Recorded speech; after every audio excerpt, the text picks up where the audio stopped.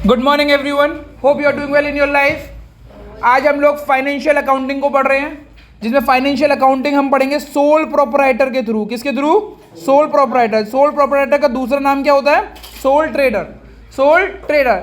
आपने business forms को पढ़ा होगा, तो बिजनेस फॉर्म ज़्यादातर 5 तरीके की होती है। पहली होती है सोल, दूसरी होती है पार्टनरशिप, तीसरी होती है HUF, चौथी होती है कोऑपरेटिव, और पांचवी कौन सी होती है? कंपनी। डन बच्चा। अब आप सोल की बैलेंस शीट पढ़ेंगे क्लास 12th में, इसकी पढ़ेंगे और इधर की पढ़ेंगे, ठीक है ना? समझ में आ गया आप लोगों को? आपको क्लास 11th में भी किसकी पढ़नी है? सोल ट्रेडर की पढ़नी है। सोल इंसान की, वो भी किसकी पढ़नी है? गुड्स की। किसकी पढ़नी है? गुड्स की। अब अंडरस्टैंड करते हैं कि इस फाइनेंशियल अकाउंटिंग में क्या आता है। जैसे हमने चैप्टर को पढ़ा था, तो इसको बोलते हैं समराइजिंग। क्या बोलते हैं? समराइजिंग। समराइजिंग के अंदर जो आता है वो आता है ट्रेडिंग, दूसरा क्या आता है? P&L, और तीसरा क्या आता है? Balance sheet. ठीक है ना? अब हम इसको पढ़ते हैं, ठीक है? लेट्स सी। सबसे पहले आता है ट्रेडिंग अकाउंट। ट्रेडिंग अकाउंट के अंदर से हमें दो चीज निकालनी होती है। पहला कि ग्रॉस प्रॉफिट हुआ है या ग्रॉस लॉस हुआ है। इसका एक फॉर्मेट होता है, उस फॉर्मेट को हम समझ के हम आंसर निकालने की कोशिश करते हैं। ट्रेडिंग अकाउंट के अंदर से हम लोग क्या निकालते हैं? ग्रॉस प्रॉफिट और ग्रॉस लॉस। अभी कुछ भी नहीं पढ़ाया मैंने, ट्रेडिंग अकाउंट पढ़ा है। ट्रेडिंग अकाउंट के अंदर से क्या निकालते हैं? ग्रॉस प्रॉफिट और ग्रॉस लॉस। अब स्क्रीन पे देखते हैं। कोई सामान था 10 रुपए का, उसको मैंने 20 रुपए का बेच दिया, तो मुझे 10 रुपए का क्या हुआ? प्रॉफिट। ये प्रॉफिट होता है ग्रॉस प्रॉफिट। कितने का खरीदा, कितने का बेचा, उसके बाद जो डिफरेंस निकल के आया उसको बोलते हैं ग्रॉस प्रॉफिट। पर इस ग्रॉस प्रॉफिट के बाद बहुत सारे खर्चे और होते हैं, उन खर्चों को हम माइनस करते हैं। जैसे कि इलेक्ट्रिसिटी का खर्चा, जैसे कि रेंट का खर्चा, जैसे कि मिसलेनियस एक्सपेंस, डेप्रीसिएशन मतलब मशीन का टूटना फूटना। ऐसे सारे खर्चे कम करने के बाद ये 2 रुपये का हुआ, ये 3 रुपये का हुआ, ये 1 रुपये का हुआ, तो मेरे पास कितने रुपये बचे? 4 रुपये। तो इस 4 रुपये को बोलते हैं हम नेट प्रॉफिट। क्या बोलते हैं? ये असली प्रॉफिट होता है। ग्रॉस प्रॉफिट एक तरीके से नकली प्रॉफिट होता है। ग्रॉस प्रॉफिट से आप खुश नहीं हो सकते हो, ठीक है? ग्रॉस प्रॉफिट हो गया तो हमें पैसा का ज़्यादा कमा लिया, ऐसे नहीं सोचना चाहिए, हमें नेट प्रॉफिट पे ध्यान देना चाहिए। अभी हम क्लास में ग्रॉस प्रॉफिट के बारे में ही जानना चाहते हैं। ग्रॉस प्रॉफिट को जानने के लिए हमें 2 वर्ड्स का मतलब समझना पड़ेगा। एक होता है डायरेक्ट एक्सपेंस, एक होता है इनडायरेक्ट एक्सपेंस। कौन से एक्सपेंस? डायरेक्ट एक्सपेंस और इनडायरेक्ट एक्सपेंस। डायरेक्ट एक्सपेंस को दूसरा नाम इजीली समझने के लिए बोलते हैं फैक्ट्री के एक्सपेंस, और दूसरा इसका क्या नाम होता है? Office expense. समझ में आ गया बच्चों? ऐसे एक्सपेंस जो फैक्ट्री में यूज होते हैं, ऐसे एक्सपेंस जो फैक्ट्री में यूज होते हैं उसको डायरेक्ट एक्सपेंस बोलते हैं, और ऐसे एक्सपेंस जो ऑफिस में यूज होते हैं उसको इनडायरेक्ट एक्सपेंस बोलते हैं। भैया ऐसे तो बहुत सारे एक्सपेंस होते हैं जो ऑफिस में भी होंगे और फैक्ट्री में भी होंगे, तो मैंने कहा उस पर हम पॉइंट पर पढ़ेंगे। पहले हम छोटी छोटी चीज़ों को हम समझते हैं। सबसे पहले मैं ये पूछना चाहता हूँ, वेजेस ये किसको मिलता है? वेजेस मजदूर। मजदूर 99% कहाँ, 90% ज़्यादा कहाँ काम करेगा? फैक्ट्री में या ऑफिस में? फैक्ट्री में करेगा, तो वेजेस किस जगह पे जाएगा? फैक्ट्री में, मतलब डायरेक्ट एक्सपेंस कहला जाएगा। गैरेज का समझ में आ गया? समझ में आ गया? Are you with me? मैंने पूछा पावर का इस्तेमाल करो। जैसे बड़ी बड़ी मशीन्स में जो इलेक्ट्रिसिटी चाहिए होती है, कोल वोल चाहिए होता है, वो कहाँ पे इस्तेमाल होगी? फैक्ट्री में या ऑफिस में? कहाँ पे जाएगी? फैक्ट्री में। तो ये फैक्ट्री। समझ में आ गया? समझ में आ गया आप लोगों को? समझ में आ गया आप लोगों को? फिर मैंने आपसे पूछा कि भाई फ्यूल मतलब फ्यूल क्या होता है? फ्यूल का मतलब पेट्रोल, डीजल, ये ज़्यादातर कहाँ यूज होता है? फैक्ट्री या ऑफिस? बट मैंने अब आपसे पूछा कि रेंट ये कहाँ पे जाएगा? रेंट किसका होता है? बिल्डिंग का। रेंट किसका होता है? ऑफिस का। ये कहाँ जाएगा? ये इधर भी जा सकता है और इधर भी जा सकता है। जब मुझे पता ही नहीं है कि वो किधर जाएगा, तो मुझे डायरेक्टिंग को थोड़ी देर के लिए छोड़ना पड़ेगा, डायरेक्ट एक्सपेंस को छोड़ना पड़ेगा। इसको कौन सा एक्सपेंस मानना पड़ेगा? तो ऐसे एक्सपेंस जहां पे डायलेमा आ जाए, डायलेमा मतलब कंफ्यूजन आ जाए कि वो फैक्ट्री के हैं या ऑफिस के हैं, तो फर्स्ट प्रेफरेंस किसकी मानेंगे? इनडायरेक्ट की। और सेकंड प्रेफरेंस अगर आपको नहीं समझ में आ रहा है तो अपने टीचर की सुनेंगे, अपने टीचर की सुनेंगे, क्योंकि नोट्स बनते हैं इसमें कि ये वाला एक्सपेंस क्यों इस जगह पे क्या माना गया है। समझ में आ गया? ये वाला एक्सपेंस क्यों किस जगह पे क्या माना गया है, समझ में आ गई आप लोगों को? तो इसको बोलते हैं हम डायरेक्ट एक्सपेंस। ऐसे एक्सपेंस जो फैक्ट्री के होते हैं और ऐसे एक्सपेंस जो ऑफिस के होते हैं। ठीक है ना, समझ में आ गया? नाउ हम बिफोर आई मूव ऑन, मैं कुछ फॉर्मूले लिखवाना चाहता हूँ। उन फॉर्मूलेस को आपको लिखना पड़ेगा, याद करना पड़ेगा और समझना पड़ेगा। ठीक है ना? सबसे पहले फॉर्मूला लिखें आप।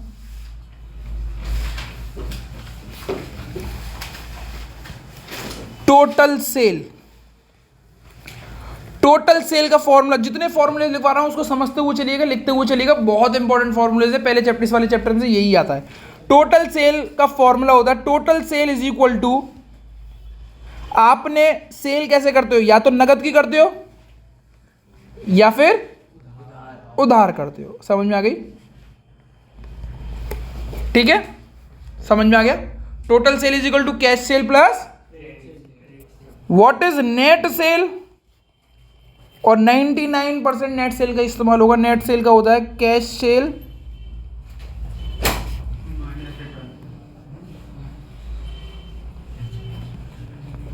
Plus credit sale minus sales return. Sales return का दूसरा नाम बेटा, सेल्स रिटर्न का दूसरा नाम बेटा रिटर्न इनवर्ड होता है।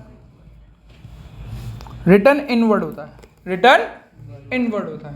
लिख लें please. Same way total purchase का फॉर्मूला होता है total purchase is equal to नगद की परचेज प्लस उधार की परचेज। डन? डन? नगद की परचेज प्लस उधार की परचेज। दूसरा होता है नेट परचेज का मतलब क्या होता है? Cash purchase plus credit purchase minus purchase return. Purchase return का दूसरा नाम क्या होता है बेटा? Very good, the answer is return outward.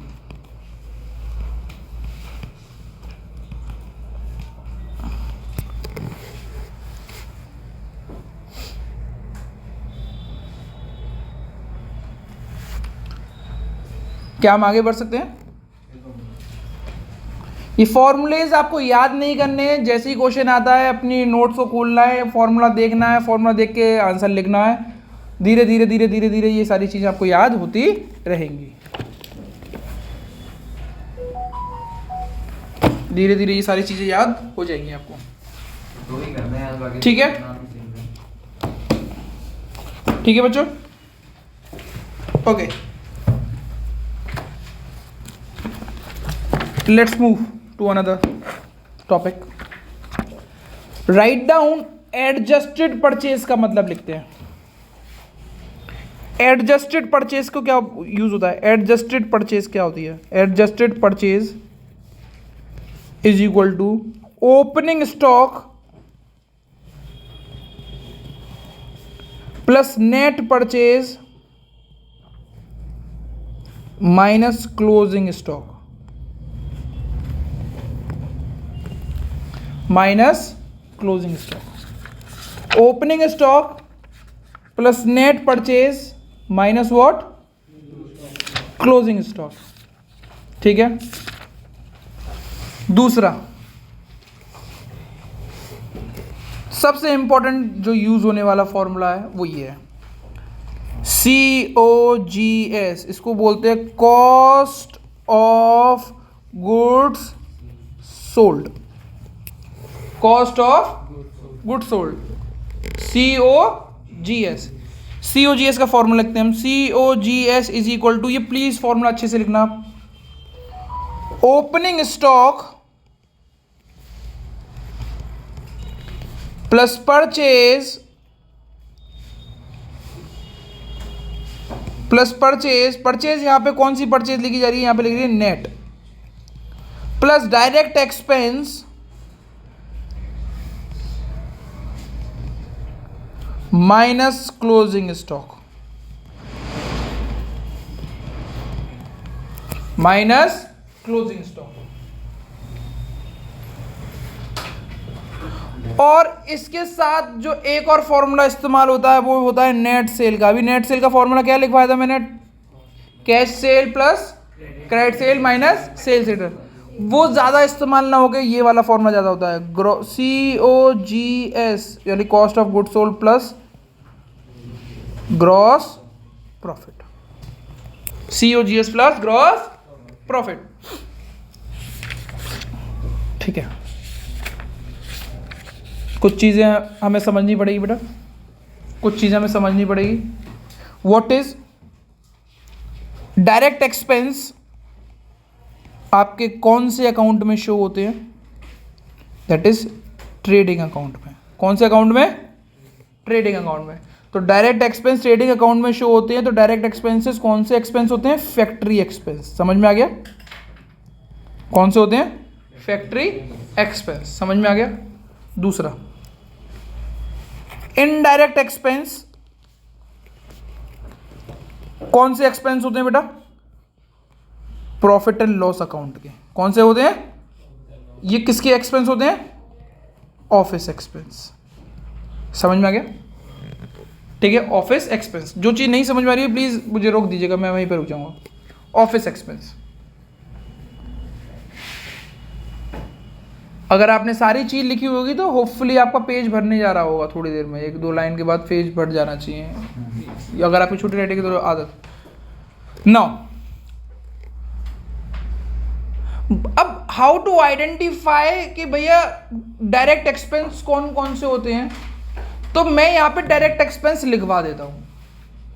चीजें नहीं याद होंगी कोई बात नहीं, पर हम इतने क्वेश्चंस करेंगे तो जब कोई एक्सपेंस पे आप फंसोगे तो आप पूछ सकते हो भैया ये वाला एक्सपेंस क्या है, डायरेक्ट है या इनडायरेक्ट, डायरेक्ट है या इनडायरेक्ट, ऑफिस है या फिर फैक्ट्री। नाउ पहला ट्रेड डायरेक्ट एक्सपेंस के कुछ एक्सपेंस के बारे में हम लिखते हैं। नंबर 1 इज योर वेजेस या फिर वेजेस एंड सैलरी लिखा हुआ हो। अगर सैलरी लिखा हुआ है केवल तो नहीं आएगा, सैलरी लिखा हुआ है तो नहीं आएगा। वेजेस या फिर वेजेस एंड सैलरी जुड़ा हुआ हो, सैलरी एंड वेजेस लिखा हो तो भी नहीं आएगा, ठीक है ना। दूसरा पावर, तीसरा फ्यूल, चौथा जो सबसे ज्यादा टफ होता है भूल जाते हैं, मैन्युफैक्चरिंग एक्सपेंस, पांचवा कोल, छठा सबसे इंपॉर्टेंट कैरेज इनवर्ड, इसको बोलते हैं कैरेज पेड ऑन परचेज। क्या बोलते हैं इसको, carriage paid on purchase, carriage inward, carriage paid on purchase. Simple अगर कैरेज दे रखा है तो भी वो सी में ही आएगा, कैरेज इनवर्ड नहीं दे रखा, कुछ वर्ड नहीं लिखा हुआ, बस कैरेज लिखा हुआ है और कुछ नहीं लिखा हुआ तो भी वो सी में आएगा। समझ में आया। 6th same way fret, 7th fret inward, fret inward, fret दे रखा हो या फ्रेट इनवर्ड दे रखा हो बात एक ही है। 8th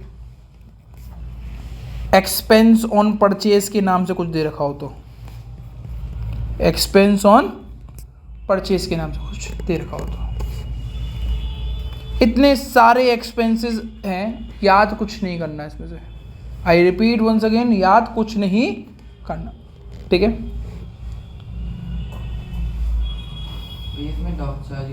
ठीक है,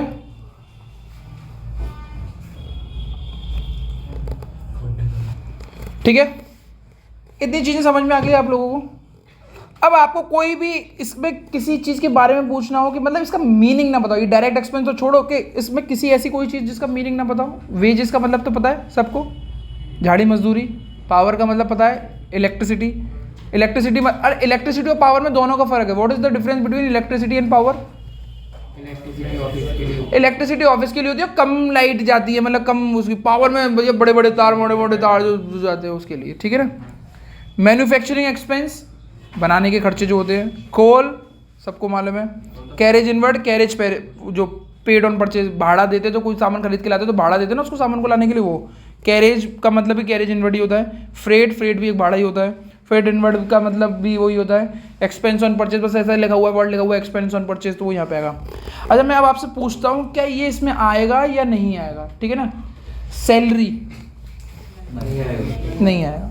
salary and wages, wages and salary, ठीक है, समझ में आ गया आपको। मैंने बोला ट्रेडिंग एक्सपेंस, अकाउंट बना रहा हूँ, ट्रेडिंग एक्सपेंस नहीं आएगा, क्योंकि ये आपको मतलब ट्रेडिंग एक्सपेंस होता है expense on sale. Trading expense कौन से होता है? एक्सपेंस ऑन, जब P&L पढ़ाएंगे, जब इनडायरेक्ट एक्सपेंस पढ़ाएंगे तब लिखवाएंगे, अभी लिखने की जरूरत नहीं है, ठीक है ना। मैन्युफैक्चरिंग एक्सपेंस आता है, कोल आएगा। अब मैंने लिखा कैरेज, केवल कैरेज लिखा तो कैरेज इनवर्ड लिखा है तो कैरेज आउटवर्ड लिखा है तो पता ही नहीं है उसका मतलब, तो क्या करेंगे, तो अभी पता ही नहीं है तो मारो गोली। Freight outward, expense on sale नहीं आएगा, पता ही नहीं है, अभी पढ़ा ही नहीं है, ठीक है ना। इतना आपने पढ़ लिया, ठीक है। नाउ लेट्स सी, सबसे पहले हमारा बनता है ट्रेडिंग अकाउंट, फिर बनता है P&L अकाउंट, फिर बनता है बैलेंस शीट। ट्रेडिंग अकाउंट दिखता कैसा है उसको देखते हैं प्लीज। आप लिखे पर्टिकुलर अमाउंट,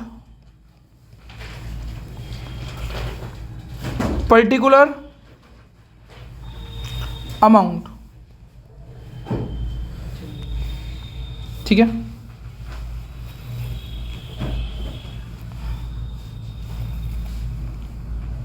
कैसे स्टार्ट होता है प्लीज चेक करिएगा।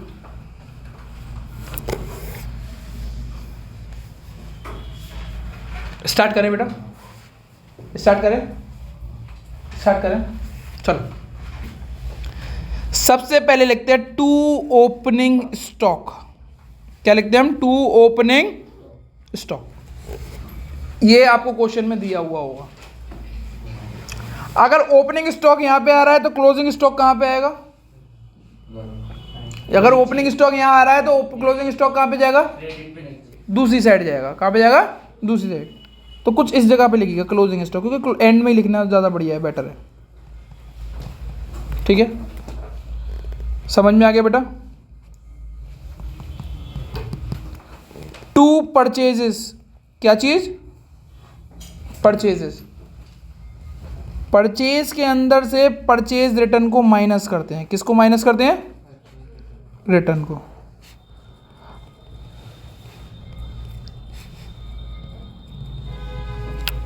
अब मुझे कोई ये बताता है कि अगर ये ए है, ये बी है, और जो ये सी है, ये सी का क्या नाम है?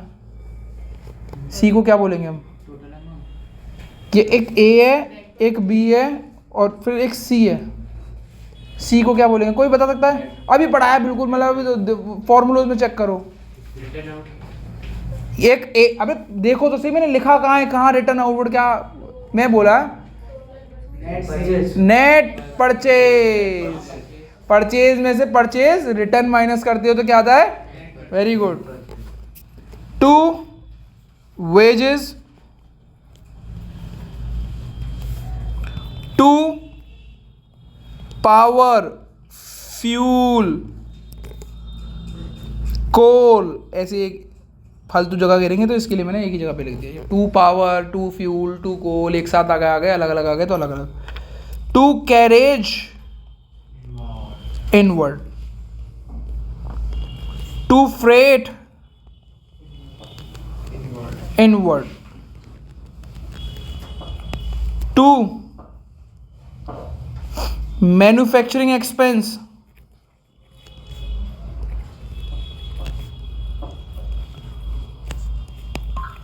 To expense on purchase. Are you with me? समझ में आ रहा है ना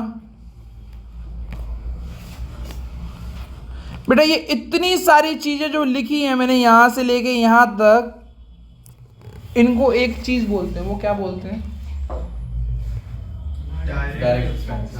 क्या बोलते हैं? Direct expense. These are your direct expenses. क्या है ये? Direct expense. ठीक है ना? तो डायरेक्ट एक्सपेंस एक नहीं होते हैं, बहुत सारे होते हैं। ठीक है ना? अब इधर देखो, अब थोड़ा सा इस साइड आ जाते हैं। यहां पे लिखेंगे बाय सेल्स, उसमें से माइनस करेंगे सेल्स रिटर्न। क्या बचा मेरे पास में? इसको क्या बोलेंगे हम? Net cell. क्या बोलेंगे हम? Net cell. अगर कोई सामान, वैसे ही क्वेश्चन कभी आता नहीं है बट फिर भी लिख लेते हैं, अगर कोई सामान आपका बेकार हो गया, उसको बेचा हो तो स्क्रैप वैल्यू, बाय स्क्रैप। ये आता नहीं है। अब जो चीज़ है वो बहुत इंपॉर्टेंट है, प्लीज़ इधर देखें।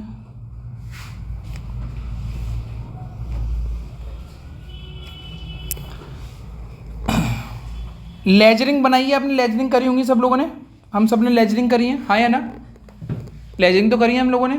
लेजरिंग में हम बैलेंस निकालते थे, इसमें भी हम बैलेंस निकालेंगे बट उस बैलेंस के नाम होंगे। जैसे लेजरिंग में बैलेंस के नाम क्या होते थे? बाय बैलेंस या to balance, carry down, carry down. इधर कैरी डाउन नहीं लिखेंगे, इधर नाम होंगे। अगर मेरी क्रेडिट साइड बड़ी है, जो कि होनी भी चाहिए, तो बैलेंस निकलेगा मेरा किस जगह पे? डेबिट साइड में। और इस बैलेंस को बोलेंगे to gross profit. Gross profit कब निकलता है? When credit side is bigger. और अगर मेरी डेबिट साइड बड़ी है तो by gross loss, when debit side is बिगर।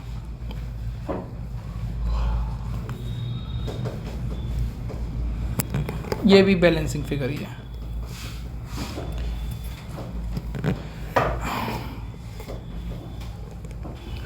बच्चों, पहला क्वेश्चन आपकी स्क्रीन पे ये है और इसको आप देखें तो आपसे पूछा गया कि मेरे को कॉस्ट ऑफ गुड सोल्ड निकालना है और ग्रॉस प्रॉफिट निकालना है। तो बेसिकली आप फॉर्मूलाज पे जाओ और फॉर्मूला पे चेक करो कि कॉस्ट ऑफ गुड सोल्ड का कोई फॉर्मूला दे रखा है आपको या नहीं दे रखा, और क्या वो इधर इस्तेमाल हो सकता है या नहीं हो सकता। अगर हो सकता है तो उसको इस्तेमाल करने की कोशिश करें, नहीं कर पाएंगे तो फिर मैं करूँगा। ठीक है बच्चों, जो इलस्ट्रेशन मैंने अभी दिया हुआ था, एक सेकेंड आप दोबारा से बेटा स्क्रीन पे देखिए। इलस्ट्रेशन 10 को मैं सॉल्व कर रहा हूँ, ये आप वैसे सॉल्व है फिर भी मैं इसको दोबारा से सॉल्व करके दिखा रहा हूँ किस तरीके से होगा। स्क्रीन पे देखें इलस्ट्रेशन 10, प्लीज़ इसको पॉज कर लीजिएगा ताकि आप इसको हम जब सॉल्व करने जाएं वहाँ पे तो आराम से समझ पाएं। ओपनिंग स्टॉक दे रखा है, परचेज दे रखा है, एक्सपेंस ऑन परचेज दे रखा है, सेल दे रखा है, एक्सपेंस ऑन सेल दे रखा है, क्लोजिंग स्टॉक दे रखा है। Let's see if we can do or not. सबसे पहले मेरे को सीओजीएस निकाला गया है, तो सीओजीएस का फॉर्मूला होता है opening stock plus purchase plus direct expense minus closing stock. Opening stock मेरे को क्वेश्चन में दिया हुआ है 30,000, परचेज मेरे को दी हुई है, कोई बच्चा बोलेगा भैया नेट परचेज क्यों नहीं लिखा हुआ, तो चेक करो नेट परचेज का मतलब क्या होता है। नेट परचेज का मतलब होता है total purchase minus purchase return. Same rule apply होगा सेल्स के लिए भी। नेट परचेज, अब टोटल परचेज मेरे को दे रखी है क्वेश्चन में कितने रुपए की? 54,600 की। ठीक है ना? परचेज कितने, परचेज रिटर्न कितने की? 0 की, तो 54,600। अगर परचेज रिटर्न नहीं दे रखी तो total purchase is your net purchase, ध्यान रखिएगा पर 54600। डायरेक्ट एक्सपेंस में केवल एक ही एक्सपेंस, दो एक्सपेंस दे रखे थे यहाँ पे, एक्सपेंस ऑन सेल और एक्सपेंस ऑन परचेज, तो एक्सपेंस ऑन परचेज ही आएगा, एक्सपेंस ऑन सेल नहीं लेंगे। एक्सपेंस ऑन परचेज कितने की है?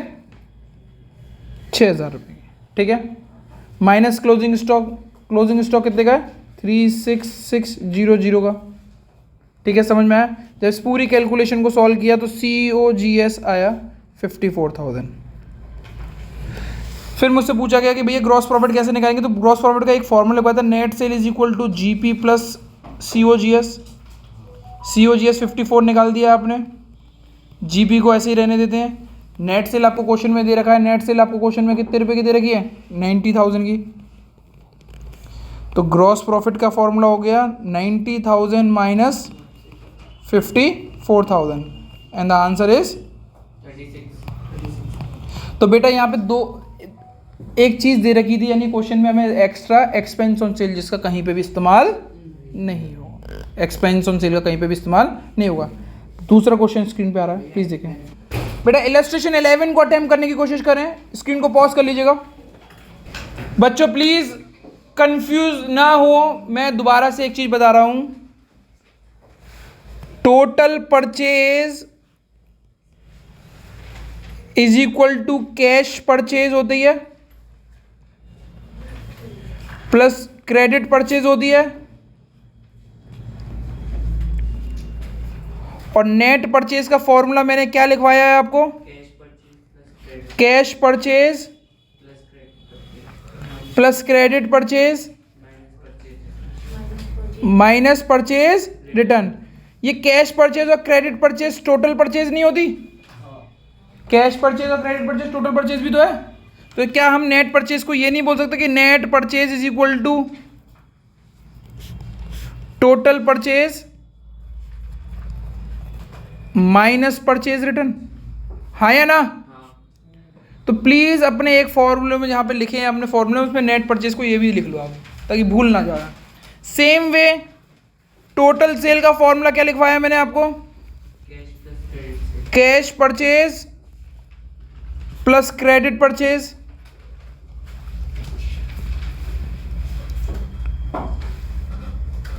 नेट सेल का क्या फॉर्मूला लिखवाया मैंने आपको? कैश, सॉरी यहां पे नेट सेल आएगी, sale cash sale credit sale. दूसरा जगह है cash sale plus credit sale minus sales return. इतना तो कर ही लेंगे हम लोग। पर क्या ये कैश सेल और क्रेडिट सेल टोटल सेल नहीं है? तो क्या मैं इसको ये नहीं लिख सकता net sale is equal to total sale minus sales return? हाँ या ना? हाँ या ना?